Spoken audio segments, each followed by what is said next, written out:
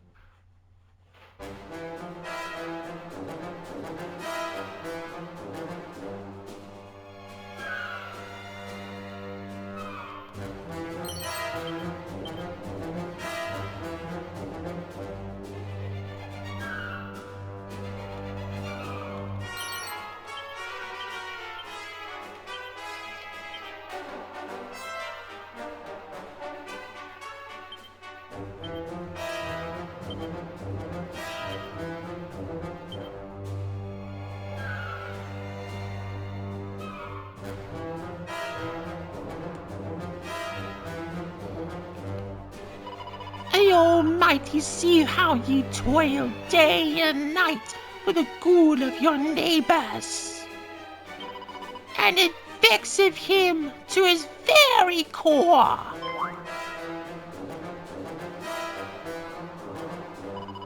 I beg your pardon?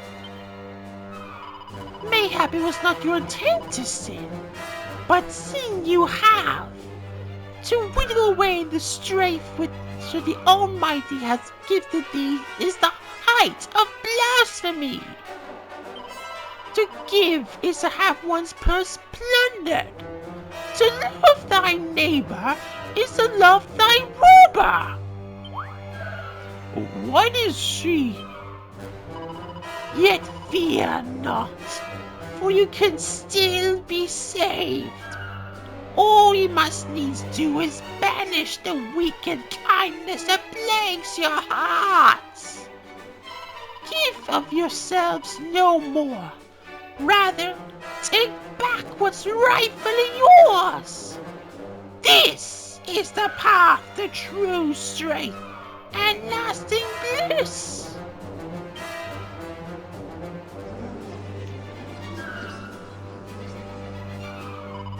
That is all well and good, but what happens to the talk of you making us rich? Did you not hear? The good sister said to take what is your neighbor's for your own. The more coffers you plunder, the richer and the happier you will be.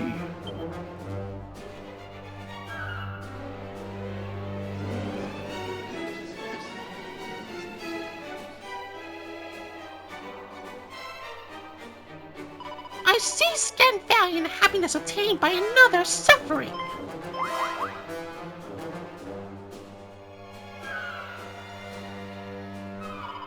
Let not your ears hear twisted tongues. No good can come from following their teachings. It is in aiding others that our souls become richer. Naught is lost. We only gain. All who try preaching heartlessness yield ulterior motives in mind. Ye be all great people, capable of great things together. Always try lending hand to those in need. And through this, Riverport may both strive and flourish through whatever hardships may befall it.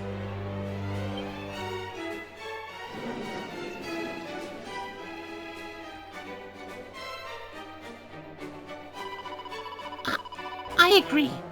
Our town may be poor, life may be hard, but that's all a more reason not to inflict further poverty and hardship on our neighbors.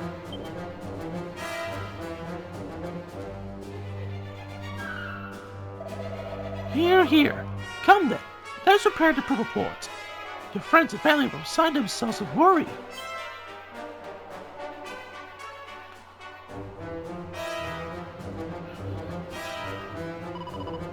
Friends, let us return home. We will not gain through theft but our own condemnation. To love thy neighbors, to love thy robber? What nonsense!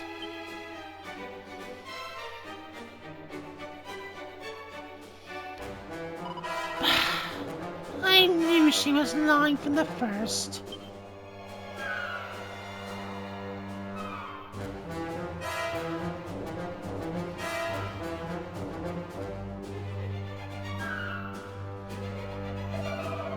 I hope you lot are prepared to pray for dispersing our disciples.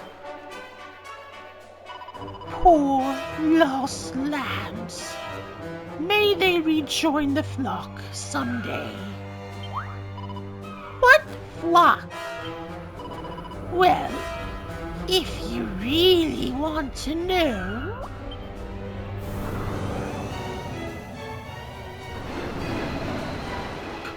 Goddess preserve us!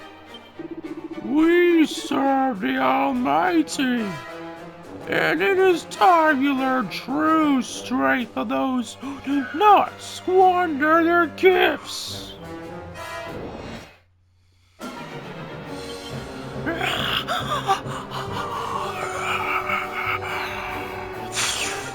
Twisted Sister and Mummy Dearest.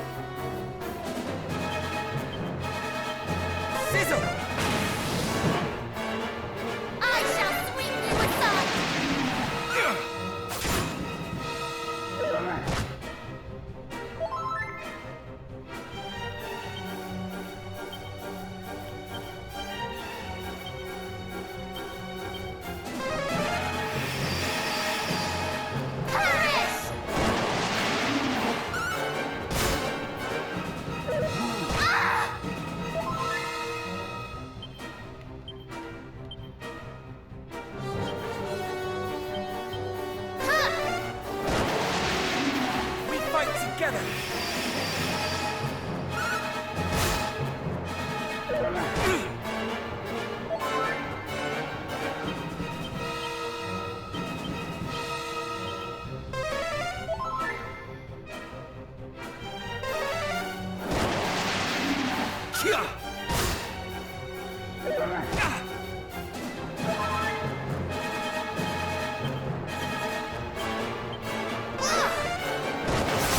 You'll pay someday.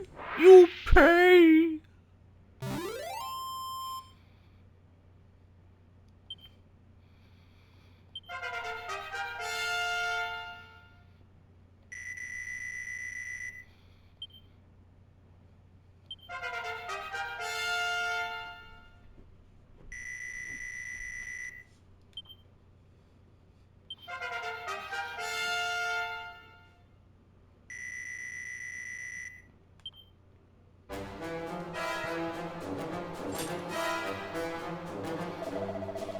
Our faith proves the stronger. Though they did put on a good show. Indeed. I never knew that monsters could change their forms in such a manner. We must keep our wits about us. Back to Riverport then. If we meet any nuns on the way, let us give them a wide berth.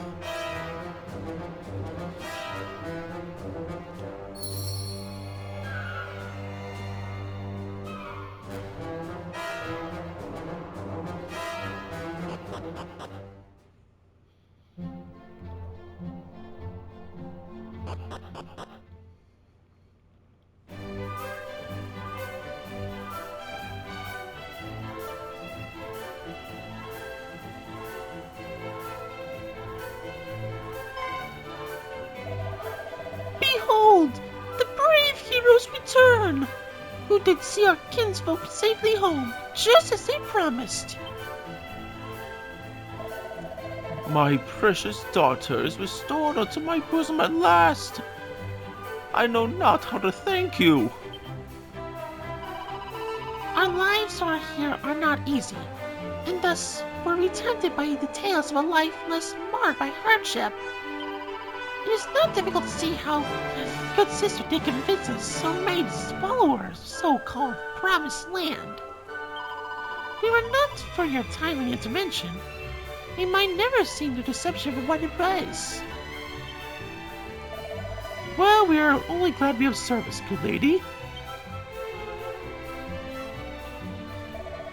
Thou didst speak of wishing to avail thyself of a ship, didst thou not? Indeed I did, for we must needs to set sail for the furthest flame corners of this world. Hast thou perchance a vessel which we might make use? I do not. I have one that thou might take for thy very own. You would make a gift of it? But please, understand, good lady, we do not intend to demand such a price of our aid. Fear not.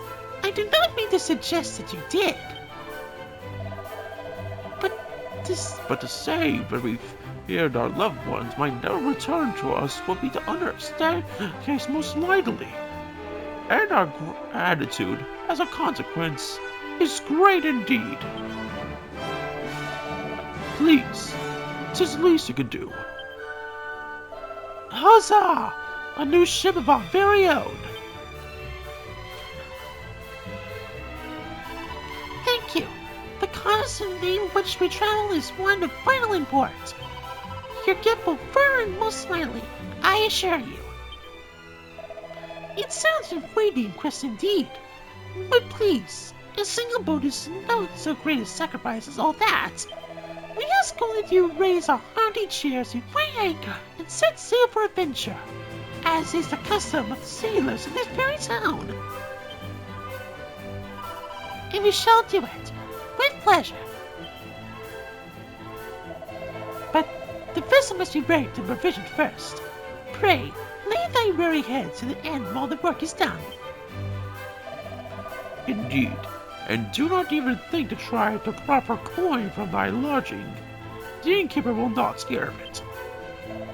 1,000 thanks, and I trust that said lodging will come with a very hearty dinner and a hopeful breakfast both. Ignore my companion, please. He means, of course, to say that we'll gratefully accept whatever good and care might see fit to offer. Good. Now go. And return here on the morrow. Your ship will be waiting.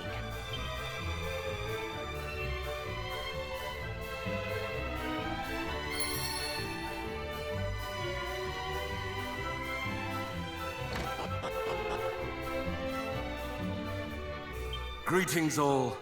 Fear not, I've heard all that you did for us. Your chambers await.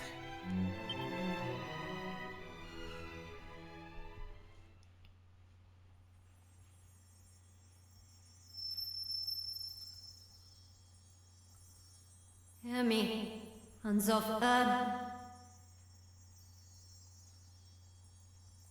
Hear me, Scions of Erdrick.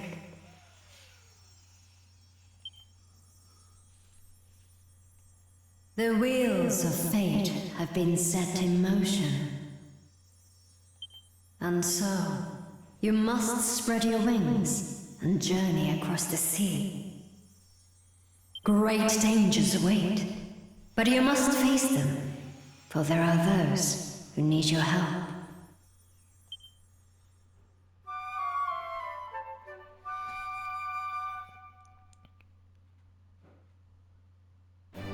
I just dreamt of a strange voice speaking to us. I too heard the voice. And I. So, it was no mere dream. No, indeed. And it bade us go to the aid of those in need, did it not? It did. Hargon's foulness spreads yet further afield, it seems. Let us set sail just as soon as the ship is ours. Aye, but first the ship. I can still hardly believe it is to be ours. Come, to the port!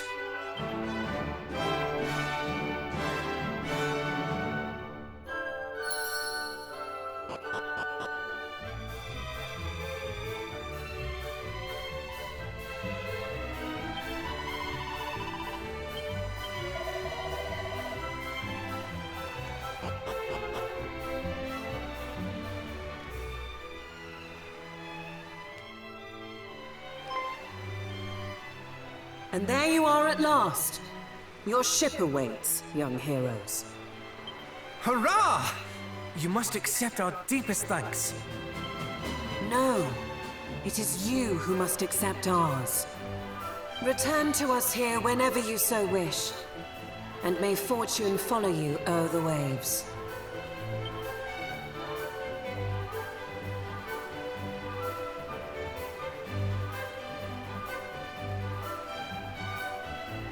Very well. The world is now ours to explore, it seems. Let us go to the aid of those in need. With all haste, and let us hope that in so doing, we might learn more of Fal Hargon's schemes. Aye. And there is one more thing we must do besides. We must warn those we meet of the darkness that threatens our world, that they might make ready to meet it. None must suffer the fate that befell Moonbrook. I do not wish to sow discord and fear by so doing. I wish only to give the gift of vigilance, the lack of which I fear played its part in the downfall of my homeland. Indeed. Had your people been forewarned, perhaps they might have been better prepared when the moment came. Come then, let us away. But I must warn you all. This will be my first time at sea. Forgive me if I do not prove the sturdiest of shipmates. I too have never been to sea. All will be well, I am sure.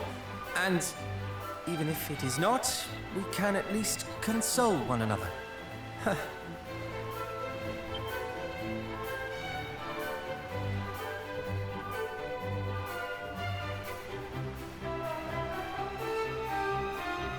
Truly, though, I am beyond excited. A maiden voyage aboard our very own ship.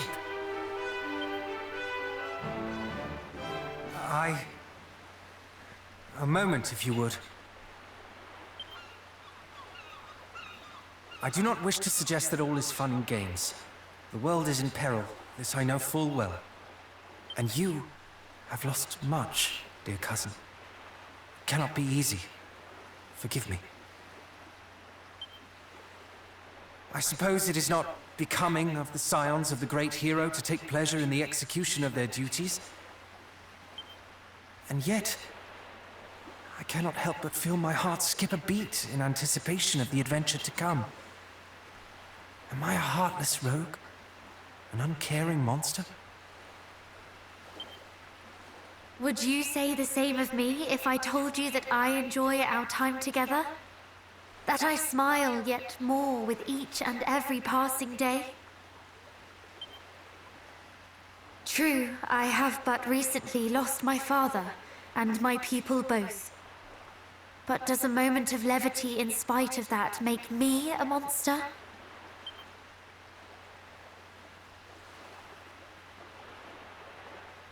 Of course not. We laugh when we are happy and cry when we are sad. We cannot control such things.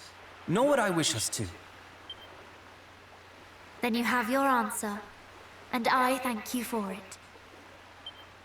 The stakes of our journey could not be higher. The fate of the world rests upon our shoulders.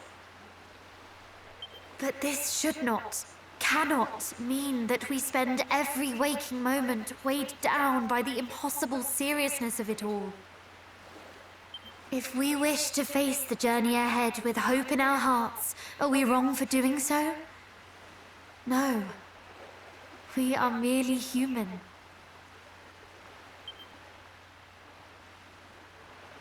Forgive me. I simply feared that my careless merriment might seem unfeeling to one who has suffered so much. Quite the opposite. Your careless merriment is the very thing that gives me strength. So laugh, smile, and do not think twice before doing so. Very well. Let us swear to be true to our feelings, come what may. What say you? Indeed we shall, Perenelle. Although I myself may be but a few words at times, I shall strive to endure this journey before us with a happy heart, much like thine. Good. Now come. Hargon awaits. Aye, let us stride forward to meet him, laughing and crying all the while.